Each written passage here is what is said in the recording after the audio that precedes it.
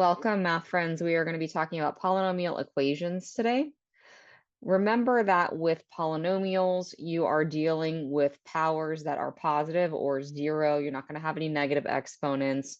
Your highest degree is the highest exponent number. We have leading coefficients. You are probably familiar with constant functions. That's a number without a variable. You have quadratic functions, linear functions, cubic functions, quartic functions, and so on. Maybe you have something to the 12th power. That would be a degree of 12. Polynomials are strung together with addition or subtraction symbols. If you've watched the quadratic equations video, you know that there's 5 different ways that we have solved those quadratics. You can use the zero product property with factoring. You can use the principle of square roots. You can use completing the square. You can use graphing, and you can use the quadratic formula. The way that you're going to solve polynomials depends on the way that the equation presents itself. If you have something that is quadratic or linear, you would reference the quadratic equation or linear equations video. But when you get into higher powers, there's a couple of different strategies that would use. You would want to use the rational zeros theorem to help you and then break it down even further. Let's talk about the rational zero theorem first.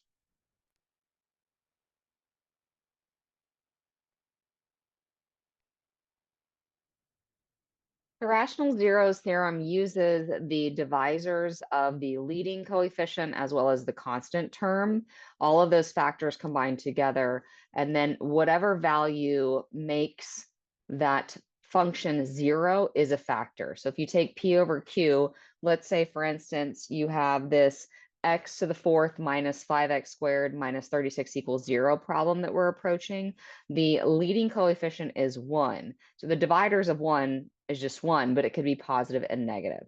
The divisors of 36, you've got 1 and 36, 2 and 18, 3 and 12, 4 and 9, and 6, and positives and negatives of all of those. So you work with all of these different combinations to find a P over Q that when you plug it into the equation gives you a 0. And once you do that, you have a factor, and you can then divide out that factor, reduce down your polynomial, and then continue to solve that way. So you could use synthetic division is probably my favorite versus polynomial division to help you once you get a factor to reduce down your polynomial.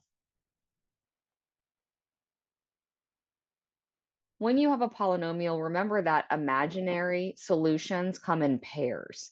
And so it's important to know that if you have the square root of 3i, you would also have the negative square root of 3i. They come in pairs. Your highest power will tell you how many real answers you will have at most. So if you have something to the 4th power, you will have at most 4 real solutions. You could have 4 real solutions, 2 real solutions, or no real solutions, depending on if you have imaginary components. So let's start off by solving this first problem by listing the factors that we have of our leading term and our constant term. Because our Q is plus or minus 1, essentially every single term that is a divisor of the constant divided by 1 is just itself. So I don't really have much to write over Q. So the P values are also going to be our P over Q values. That is plus or minus 36, plus or minus 18, plus or minus 12, plus or minus 9, plus or minus 6, plus or minus 4, plus or minus 3, plus or minus 2, and plus or minus 1. Those are a lot of divisors. So there's a lot of different numbers that I could plug in to find a 0. Let's use a little math sense to help us find a reasonable value. I'm going to be taking one of these divisors or one of these P over Q terms, and I need to plug it into the 4th power minus 5x squared minus 36. If I take 36 to the 4th power minus 36 squared, that's going to give me a very large number. So I don't really want to start with my 36 and my 18s and my 12s. I want to start with something smaller. Now, 2 to the 4th power is only 16. So I want to go maybe a little bit higher, but 3 to the 4th power is 81. So let's just try 3 really quickly. So what I'm going to do is I'm going to plug in 3. Now, positive 3 and negative 3 are going to give me the same number because they're both, all of the powers are even. So negative 3 to an even power is going to become positive, and positive 3 to a power is going to become positive. So any number that I find, its opposite sign is also going to be a solution. But let's start with 3. 3 to the 4th minus 5 times 3 squared minus 36 equals 0. 3 to the 4th is 81. Minus 5, 3 squared is 9. Minus 36 equals 0. That's 81 minus 45 minus 36 equals 0, which is 0. Because 45 and 36 is 81, and 81 minus 81 is 0. That means that 3 is a solution. Negative 3 is also a solution, but we can come to that later. So what I know is that 3 is a 0. When I have x equals 3, the way that I write that as a factor would be x minus 3. So if I was to try and factor this, I know that x minus 3 is one factor, and I want to figure out what the rest of the factors are to help me solve. I know that x equals 3 is an answer, but also if I'm writing as a factor, that's x minus 3. So let's use synthetic division to go ahead and reduce down by factoring out the x minus 3. The way that I do that is I write each of the pieces out, the coefficients, when I'm doing synthetic division rather than polynomial division. So my leading term is 1. I have no third power. That means its coefficient is 0. I have negative 5. I have no linear term. That means the coefficient for that is 0. And then I have negative 36. And I'm dealing with 3. I put the actual equal to value on the outside. I'm going to drop down my 1 and then multiply. 3 times 1 is 3. And then I'm going to add those two together to get 3. And then I do that again. 3 times 3 is 9. 9 plus negative 5 is 4. Now, because 3 is a factor, this is going to give me 0 as my final term, but I'm reducing down to the third power. So I'll show you what happens. 3 times 4 is 12. 12 plus 0 is 12. And 3 times 12 is 36. Negative 36 plus 36 is 0. So what I've done now is I've reduced to a third power, second power, first power, and constant term. So I can rewrite the part that's left over when I factored out x minus 3 to be x cubed plus 3x squared plus 4x plus 12.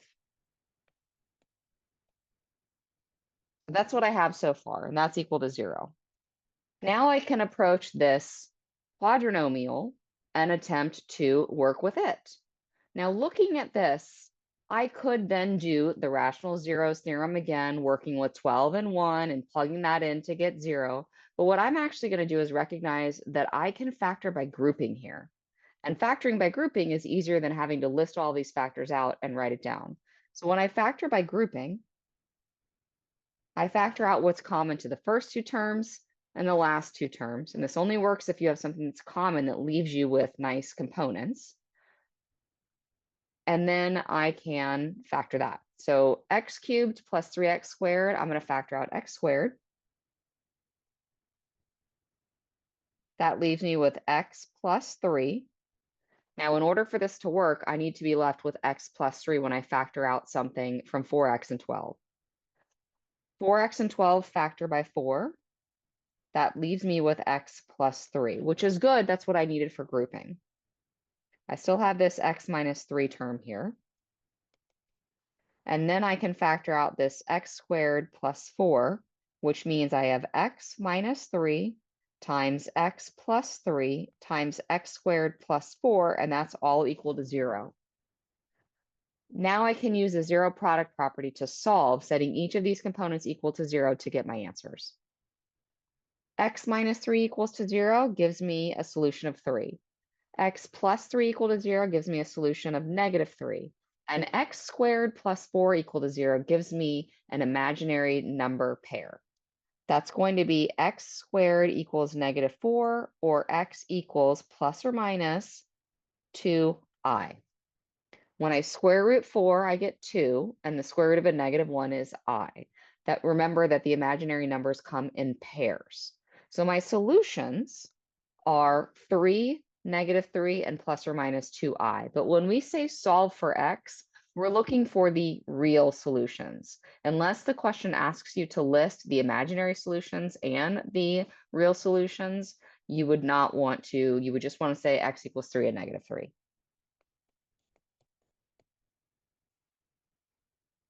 Moving to the next question, I have x cubed minus 1 equals 0. I can go ahead and use the principles of square roots here because I have x cubed, there's no other x's anywhere. I can add 1 to both sides and say x cubed equals 1, and then I can cube root both sides to undo the cube. X cube rooted is x, and the cube root of 1 is 1. It's not plus or minus 1 because it's to the third power, and something to an odd power retains its sign. -1 to the third would be -1. Cube root of -1 would be -1. So it's important that you're paying attention to whether you have an even or an odd power. Moving on to my next problem, I have 4 terms together, which typically I can, whenever I have 4 terms together, I want to factor by grouping. If you can't factor by grouping, then you need to use the rational zeros theorem to find a factor and then divide out like we did in the first problem. Looking at this, they both have x's, they both have 3's. I'm looking pretty good for grouping here. The first 2 terms share x squared. That leaves me with x plus 3. And x and 3 don't really share anything, so I could take out a plus 1, but that leaves me with -x minus 3. So if you look at that, those are not the same. They have the same variable and the same number, but the signs are not the same. And that's an indication that I need to take out a -1 as my factor. And that leaves me with x plus 3. Then I have x squared minus 1 and x plus 3 equals 0. Now, that is a sum and difference. I could split that up to x plus 1, x minus 1. I'm going to get the same answers if I don't. I can now use the zero product property to set each of those equal to 0 and solve. That's x squared equals 1 and x equals -3. Square rooting, I get x equals plus or minus 1 because 1 squared is 1 and -1 squared is 1. That means that my solutions are -1, +1, and -3. This was a polynomial to the third power, and I have 3 real zeros here. In my last problem here, I have x to the fourth plus 3x squared minus 18. For this problem, I can approach it the same way that I approached the first problem. However, I want to give you a different strategy, which is actually a strategy you could have used on the first problem. These are to the fourth power and to the second power. Those are even powers, and I can approach this like I would a quadratic. And instead of having x and x factors, I'm going to have x squared and x squared factors. So I'm going to see if I can factor this first. I can't factor it using grouping because there's only 3 terms. But what multiplies to -18 that adds to 3? 1 and 18 don't work. 2 and 9 don't work. But 3 and 6 do. If I take a +6 and a -3, that's going to work out for me in terms of splitting this up. That's x to the fourth plus 6x squared minus 3x squared minus 18 equals 0. So what I've done is I've taken this middle term and I've split it in 2 because I'm looking for a product that gives me -18 and a sum that gives me +3. And 6 times -3 is -18, and 6 plus -3 is 3. Now I can factor this by grouping. Taking out an x squared, I have x squared plus 6, and taking out a -3 gives me x squared plus 6. I then have x squared minus 3 times x squared plus 6 equals 0. And I can set each of those equal to 0 and solve. That means I have x squared equals 3 and x squared equals -6. I'm going to have real roots and non-real roots. Square rooting both sides gives me x equals plus or minus √3 and x equals plus or minus √6i. So my actual real solutions are plus or minus root 3. I hope these strategies helped you and gave you some confidence in solving polynomial equations. Thank you for watching. Have a great day.